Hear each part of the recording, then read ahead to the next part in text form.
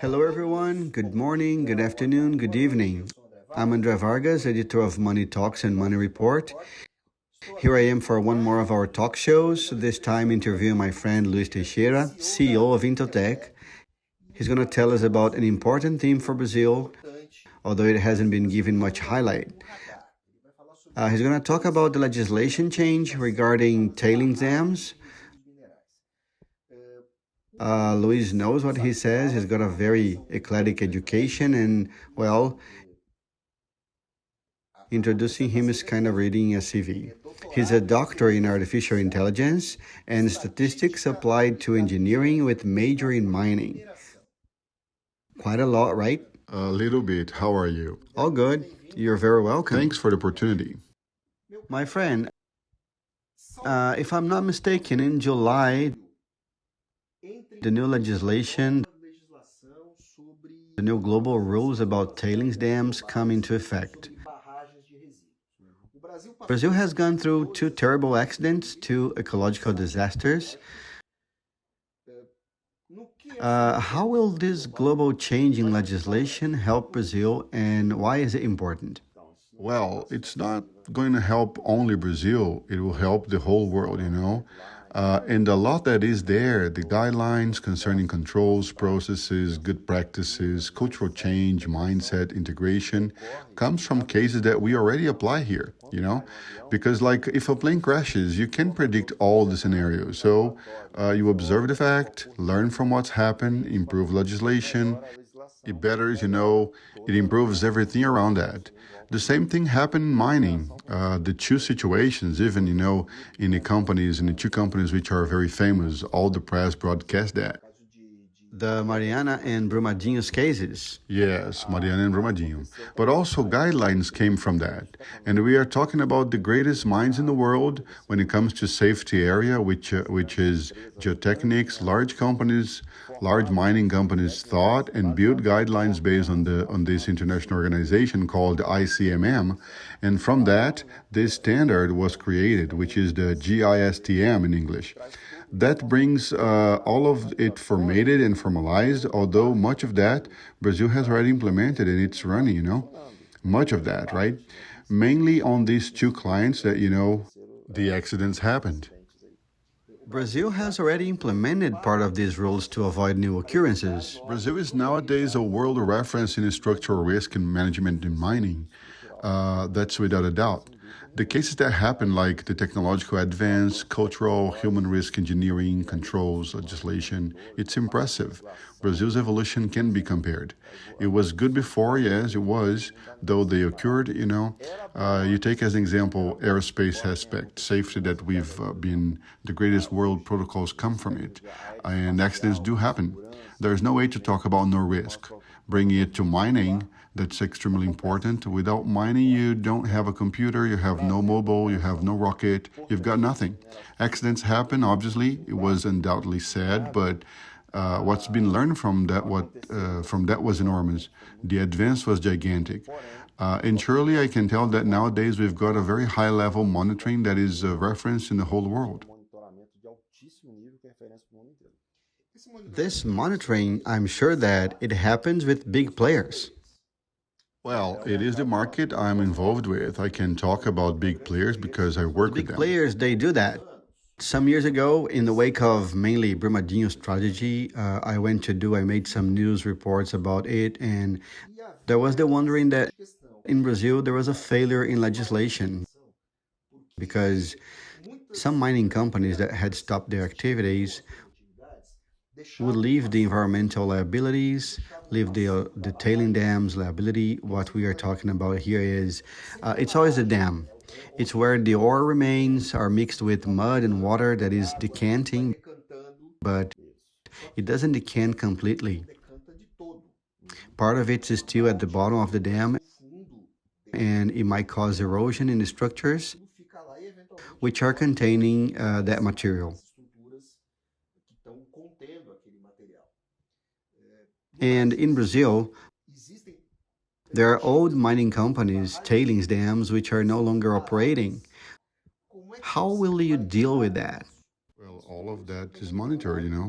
the decommissioning happens, right? And the same way the monitoring happens when there is operation. I mean, of course, it's working, it's mining, it generated residues, the tailings, from a lay viewpoint, the residue from a lay viewpoint. From then on, the moment the operation stops, you must monitor that, if I'm not mistaken, for the following 30 years. So that all the decommissioning is done. There is also environmental legislation for the recovery of the damage caused from the environment point of view. Nowadays, the monitoring keeps running. It doesn't stop, okay? Tell me something. You said something interesting saying that Brazil, the Brazilian big players, nowadays these guys comply with the legislation by the book. But there is some geographic characteristics that's what I heard from a professor of not the Ouro Preto, but the Juiz de Fora University, saying that the issues of dams in Brazil face a delicate situation, which is the geography, where the largest number of these dams are located. That is the state of Minas Gerais, where is a very mountainous region in Brazil, right? Yeah, sure. It is what the geographer would call sometimes the Sea of Mountains, and that this geography turns the monitoring more demanding. Is that right? It depends on how you measure that. Like nowadays, regarding technology, instruments, methodology, and investments, oh my goodness, what Brazil is doing, I don't see it falling behind any other country. you know. Now, concerning the difficulty in Minas Gerais, sure, we have the rain season that is complicated, but the work that has been done after what's happened in relation to, for example, flood maps and all the investments in monitoring, satellites, meteorological service, emergency action plans. There's no way of having no risk, obviously, but nowadays the probability of a structure collapses is very low. Within the scope that we know inside the large mining, which is what we work with, this is something I can assure you, okay? Regarding the previous legislation, there is no way to compare the real evolution it had, it was a legislation. I'm not doing a personal judgment because I really know little about the previous one. I know after the accident, that was really the moment we decided to leave the electrical sector and get into the mining sector, because from the technological point of view, it would be the same thing. What I see nowadays, Brazil is at the forefront of a lot of things. What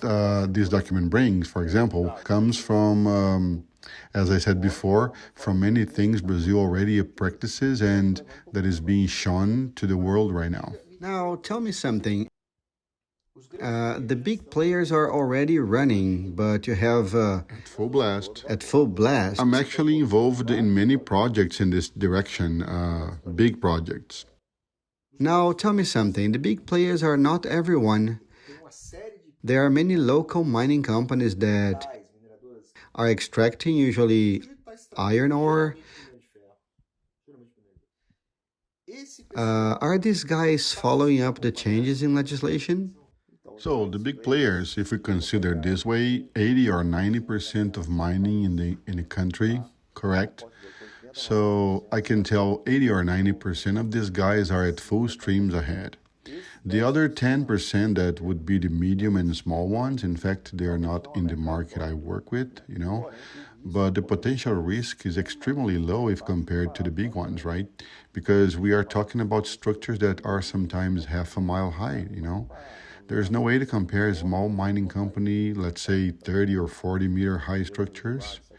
God forbid an accident occur, but there's no way to compare the difference in impact, right?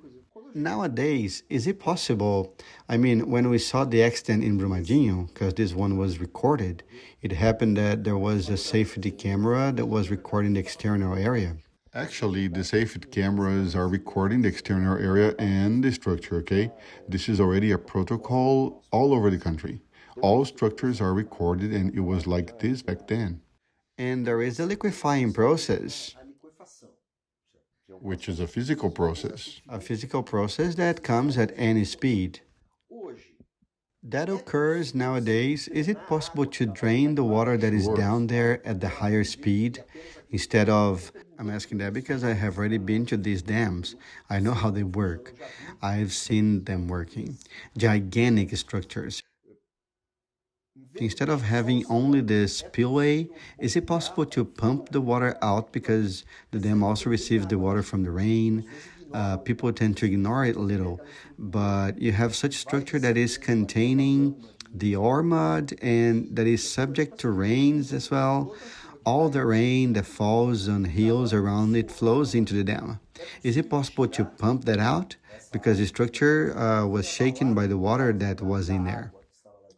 Water also, right? There is the induced seismic shake, there is the natural one, there is geometry, the composition of material. It's a combination of these things, but It's like a plane crash. yeah, but as I said, the same way that nowadays you can in medicine put a lot of information together and foresee diseases 20 years before, I know that because I kind of know this subject in depth. In quantum medicine, you can do that. From the structure point of view, it's the same thing. You can get a lot of information together and specialist opinions and verify more potential hazard zones and treat them and make contingents work for that. There is a concept called the controlled dam break. I mean, it's the controlled collapse. So in the worst case scenario, okay, will there be a rupture? But at least nobody dies. Even this is mapped in Brazil regarding, your question. Yes, there are the drains, piezometers, there are dams with level of water indicators, predictive analysis, to be aware of possible risk chart overflows. There are the geophysical analysis in which you can map how the groundwater is under the structure. There are hydrogeological and geostatistical analysis. That's why I'm telling you, it's a very serious work. It's really serious, both inside and outside, not to mention the internal and external audits that are carried out independently. Now tell me, why is it important to other Brazilian companies in relation to other clients? Clients which are exporters of commodities. Explain to our audience, why is this essential to this kind of industry that has already been given more importance in Brazil, and if the Chinese economy speeds a bit more, it will again become as important as it was before, right? Why is it fundamental for the business for this kind of operation? Well, I could talk about it for 2 hours, but in a nutshell, firstly, without mining, there aren't vehicles, computers, cell phones, watches, rockets. So mining is a must. Secondly, the mining companies, at least the most of the big ones, are involved with the financial market, right? So 1/4 of the GDP is invested in financial market and pension funds, for example. Well, mining is a fundamental activity for the progress of the country. It starts there. Thirdly, what is important besides the social issue, right? That's very important. It also creates jobs, boosts progress. There isn't progress without mining, so we can't do without that. The fourth point, and I think it's the most important, is that as it happened, 2 unfavorable events happened within 4 years, which is a very short period. Until then, nothing had happened in Brazil. Later, there was another one, a smaller one. It was, well, that wasn't a rupture, okay? In Bauxita do Norte at Alu. Okay. But I'm talking about extremely high impact, right? And this didn't happen anymore. Those more sporadic of overflowing, that will inevitably happen. I'm talking about great impact indeed. We've had in mining history 13, and the last 2 of them happened in Brazil in 4 years. So it's a lot, it's not good. Brazil is a world power in mining, and we need to work relentlessly to avoid that to happen again. And if it happens, it doesn't cause severe environment impacts, and most important, it doesn't cause human life loss. Mister, thank you very much. It was a pleasure. My pleasure. Thank you.